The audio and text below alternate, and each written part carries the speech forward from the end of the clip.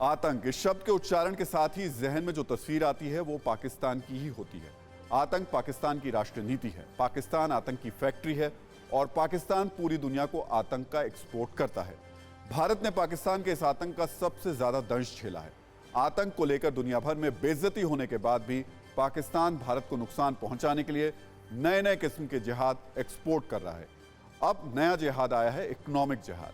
पाकिस्तान अब आतंकियों को भारत के आर्थिक ठिकानों को नुकसान पहुंचाने के लिए ब्रेन वॉश कर रहा है। हाल ही में जिन 6 आतंकियों को गिरफ्तार किया गया, उन्होंने ये सनसनीखेज खुलासा किया है।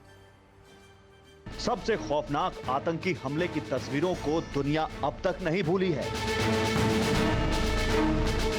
दुनिया अब तक नहीं भूली है कि कैसे आतंकियों ने 20 साल पहले ये खूनी खेल खेला था। आतंक का ये हमला सिर्फ जान लेने, लोगों को डराने की साजिश नहीं थी। ये साजिश थी अमेरिका की इकोनॉमी को तबाह करने की, क्योंकि आतंकियों ने हमले के लिए जिस बिल्डिंग को निशाना बनाया था वो बिल्डिंग थी वर्ल्ड ट्रेड सेंटर। 20 साल पहले वर्ल्ड ट्रेड सेंटर को निशाना बनाकर आतंकियों ने साफ कर दिया था कि उनके निशाने पर आम लोगों के जान के साथ ही इकोनॉमी भी है। ये जिहाद के साथ इकोनॉमिक जिहाद की शुरुआत थी।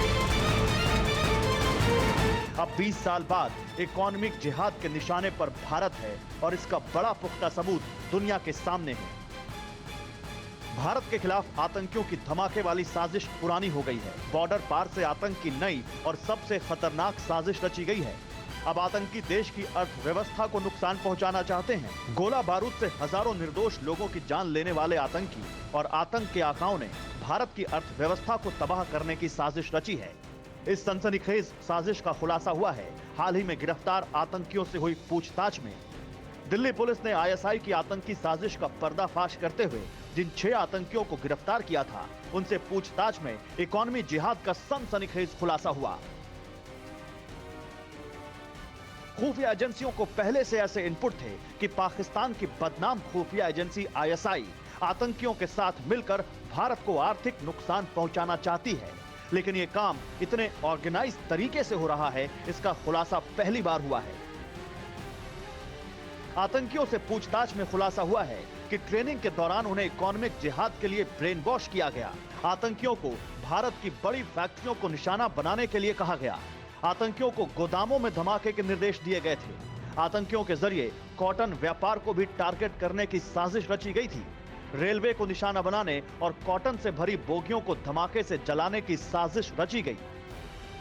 आतंकियों को फैक्ट्री और गोदाम के साथ ही शोरूम और दुकानें जलाने के निर्देश दिए गए थे।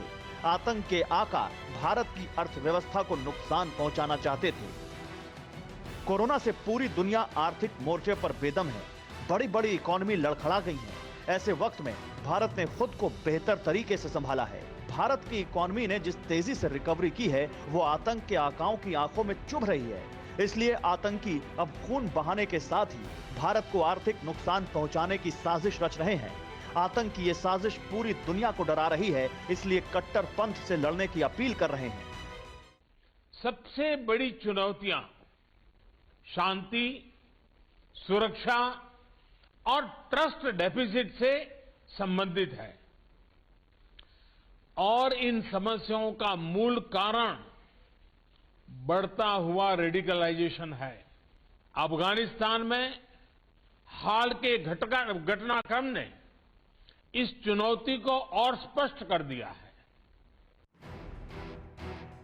आतंक का व्यापार करने वाले मुल्कों की आंखों में भारत की खुशहाली खटक रही है। तरक्की के हर पायदान पर भारत इन आतंकी मुल्कों से कई कदम आगे है। कत्ल, खून और धमाकों की ट्रेनिंग देने वाले ये मुल्क खुद तरक्की में पीछे रह गए हैं, इसलिए वो भारत की आर्थिक खुशहाली को तबाह करने की साजिश रच रहे हैं।